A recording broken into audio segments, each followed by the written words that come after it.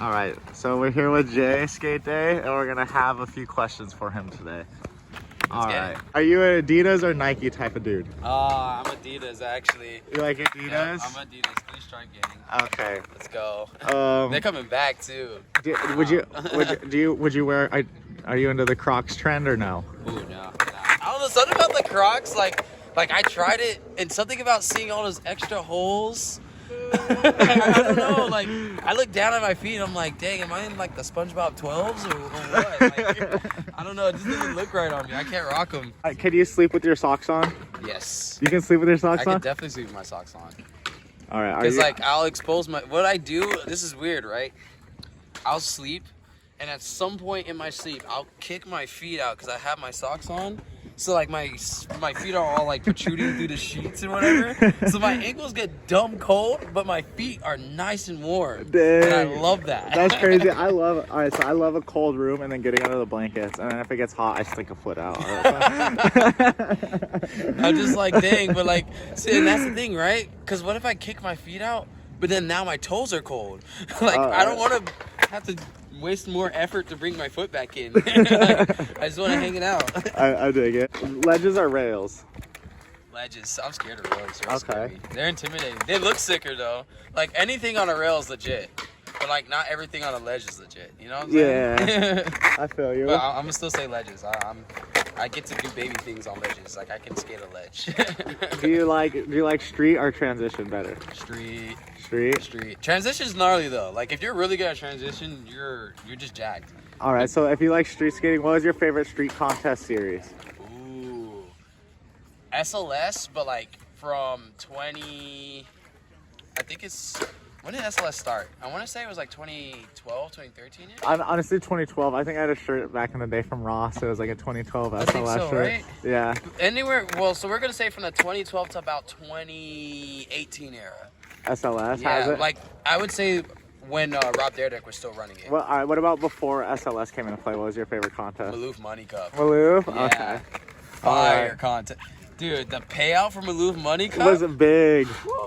You're basically rich after you won that. I'd full send that. Well, dude, I think it was like 100,000 or something. Like it was like a crazy so. number. I think at one point it was a milli. I might be incorrect though. Dude, but I think at one point it was a milli. Holy. But definitely 100,000. I've seen 100,000 for it for sure. I think they did that with SLSs too in the beginning. Yeah, it was a lot more. Like I remember Super Crown used to be like 200,000. Literally. But I think now Super Crown's like 100,000. Damn. And the rest of them are like 50. But that's what happens when Rob Dyrdek's not running it anymore. Literally, we need Rob Dyrdek back in the skate industry. 2024, bring back Rob. And bring back SLS to TV. Because I feel like it paid out more when it was on television. Literally. You know? More coverage, more people would get to see it. What's your favorite podcast, skateboarding wise? Ooh. Yeah. Ooh, 9 Club. The 9 Club? 9 Club, yeah. Do you listen to like The Bunt? I haven't heard the Bunt actually. Okay. What about like Hawk vs. Wolf? I have heard Hawk vs. Wolf. Okay. But you know, I'm a 9 Club guy. Toodaloo. All right. What was your favorite skater? Miles Silvas. Miles Silvas. He just dropped the insane part 2. He is the GOAT. Hell best yeah. style, best tricks. What's good, my dude? Best style, best tricks. Thank you. Literally best. Him too, though. Did it always. That was awesome. I don't know. Like, Miles Silvas is kind of hard to beat, man. Like, that's my absolute #1 favorite skater, undisputed. Never will change. Okay. Do you like design grip or a black sheet grip? Design. This is the absolute longest I've skated a black sheet of grip tape in like 7 years. And I've only had this board for like 2 weeks. I never, unless like I do like a cutout design, I never just do a regular black sheet of grip. There's always something funky on my grip tape, which is why I do Cloud9, you know, shameless plug. But there's always something funky I do with my grip unless I get like a full-on design sheet. Like the last grip tape I had was like orange and blue, and the one before that, it had like the world peace symbol at the middle, and then I had the black sheets around it.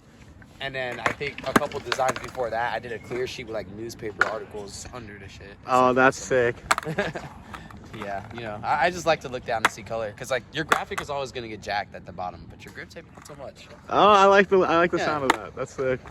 So what makes you change out a board? Do you snap them? Is it like lose pop? You just want a new flavor? What's going on with that? Damn. All right. So sometimes I snap my boards.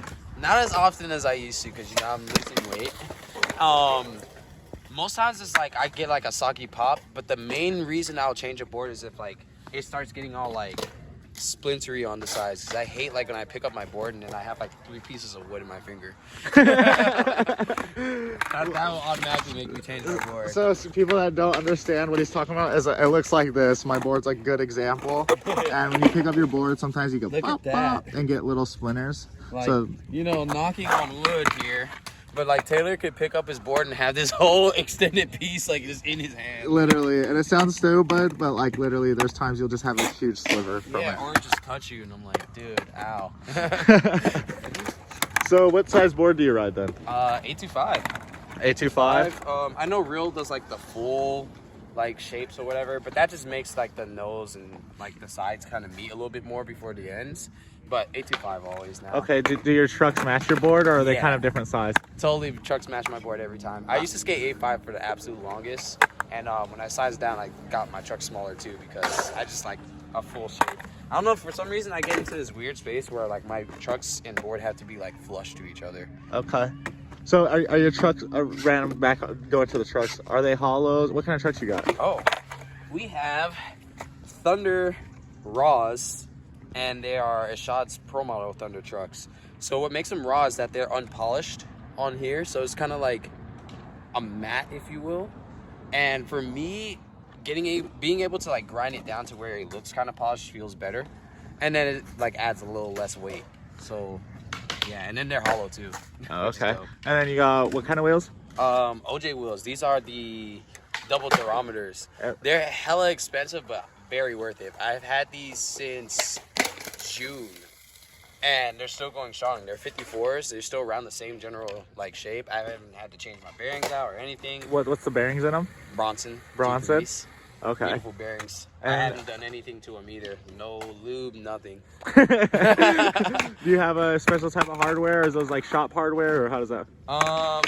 Honestly, I get whatever hardware is going to be Allen key. In this case, this one's the Hardy's hardware. Oh, okay. And I got it just because they're different colors, so I can like do the whole nose and tail situation. Because I wasn't sure, like, I'm testing out this black sheet for Cloud9 because they did a slightly new formula that's actually working out pretty well. And they brought back the Cloud. So I didn't know this was going to be there. I thought it was just going to be a plain black sheet. So I got these bolts, but then I saw that wasn't just a plain black sheet. So I was like, oh, sick. A little background story to it all. Background story. So are you a ham sandwich guy or a turkey sandwich guy? Ooh, I like ham. Right. I like ham a lot. Are you a turkey guy? It depends how I'm feeling. Get out of here. No, turkey's pretty dope too, but something about the ham just holds that flavor better. Okay. Especially when you warm it up and the cheese is melted on it. Dude. What's your favorite kind of candy bar? Ooh, damn. Twix. Twix? Okay. It's like a cookie. It's like a chocolate cookie. I like that answer. Chocolate covered cookie. I used to like eating Twix with Cool Ranch Doritos. I don't know why, something about it. What a mix. It mixes right. Whoa, that's one hell of a mix. But so like, I gotta ask more about that. Are you like I would eat it both in the same bite. No, wait, so like, is it like a sandwich for you, or like... No, like I would just like bite a Twix and then bite a chip, or like bite a chip and then like bite the Twix and then like, it's like a crazy taste, but it's so good. I might have to try that just to see what's going on there. What's your favorite fast food joint? Shoot. Actually, we don't have it out here, so a lot of people won't know. But back home in Georgia, really, it's kind of an East Coast thing. I think it goes as far as Texas. Zaxby's. Zaxby's? Zaxby's. So good. Like Zach Bryant? Yeah. Like Zaxby's? Yeah, it's okay. Zaxby's. Like ZAXBYS. Oh, okay. Perfect. Like, what do they serve there? They do a lot of like wing combos. Like it's literally it's like Raising Cane's, but if Raising Cane's had more sauce flavors and more options, and then you can also do salads, and then you have the freestyle machine. So you're calling out Raising Cane's right now? Like, oh, I'm sorry. It has to happen, dude. Raising Cane's is great. I'm not gonna lie. But they only have one thing on the menu. But It's not enough. It's not enough. I will go to Raising Cane's all the time. I'm probably gonna go there today too. But like, it's not Zaxby's. Like, I'm sorry guys. Although Raising Cane's toast is better, I'm not gonna lie. But the seasoned fries from Zaxby's, the fried pickles and the fried tomatoes, like they go crazy. They got mozzarella sticks, dude. Okay. I think they also used to have milkshakes, but I don't think they do milkshakes anymore. Which sucks. But they had the freestyle machine. Like, I don't know. Like, it's one of those things where, like, if you ever go to a state that has it, you have to try it. Okay. I'm going to try that. Zaxby's. Y'all mark that down. Yep. And that's if in, like, Georgia Tampa area? area? I'll take you. Oh, so it's like a South, is it a South thing, or is it like a kind of state thing? I think it's South. I think it's South because Texas has it, but I don't remember, like, New York or New Jersey having it. Okay. It might have it now, but there's a high chance that they don't. Okay. It's very, like, Southern love. So, like, a few last questions. What's your favorite park in Arizona? Ooh. Favorite park in Arizona? I want to say it's Perry, but it's Pecos. Okay. Pecos just has the perfect pyramid. And because of that, that makes that park better than all the other parks I've skated out here. What's your favorite? Is there only one park back home or in Georgia, or is there multiple? There's a few. And you were in the Atlanta area? Yeah. Okay, what's your favorite park? Right, what's your favorite park in Atlanta? All right, so I'll be real. My favorite park in Atlanta no longer exists, so I technically can't use it. But we used to have this DIY called Druid Hills DIY. Druid Hills? Hills? The best DIY we ever built. I know we have a new one. I forgot the name of it, but like, it's not the same. It's not the same. Druid Hills is perfect. But if we were talking about actual park, it would probably be. It's the park in Dunwoody. It's called Brook Run, and then there's a newer park that we have called Noonan Skate Park. That'd be my second favorite. But that park was super far. It was like almost an hour and some change away from me.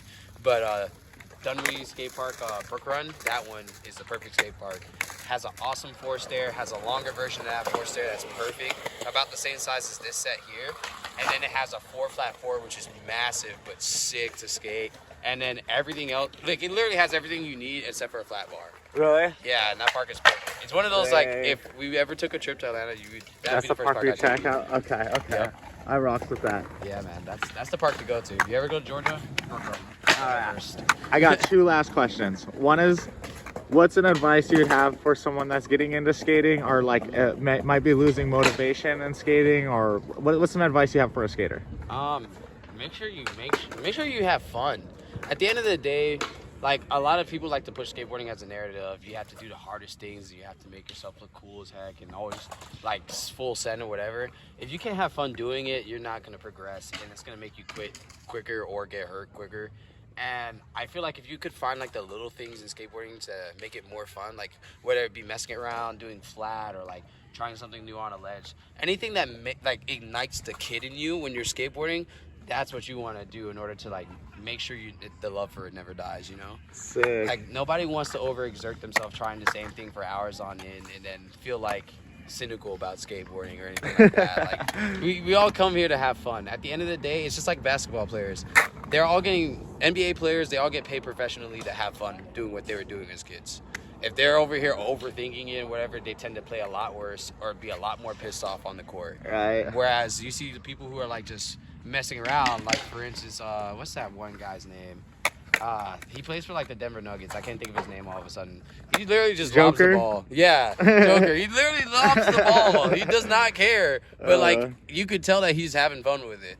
And Luka's a really good example. Sick. Dude, he just has fun. Heck yeah. And I feel like when he overthinks it, you can see it because he doesn't score as much. He gets a lot more pissed on the court. For sure. Like skateboarding like that. If you're having fun, dude, you learn things a lot quicker too. Especially when you have a group of people to kick it with, to have fun with. That's the best. I also recommend making a good friend group to skate with. Sick. All right. What's one piece of advice for the last question is what sort of advice you have for a creator, someone that wants to get into content creating, as a YouTuber or whatever sense you want to look at? Biggest piece of advice, you got to come closer to this one. Subscribe to JAYSKATEDAY. No, no, like it's a long haul type of thing. You can't go into creation thinking that it's gonna be like instant gratification. You see some people get it, but then it's hard to hold on to that. It's about building community and like really like building your fan base or like building like your community around what you're doing. upload the stuff that you know you enjoy doing, because they're gonna see the passion in what you're doing if you're uploading what you want versus like what the algorithm tells you to do or what people are suggesting. If you're not gonna have fun doing it, I don't suggest you do it at all.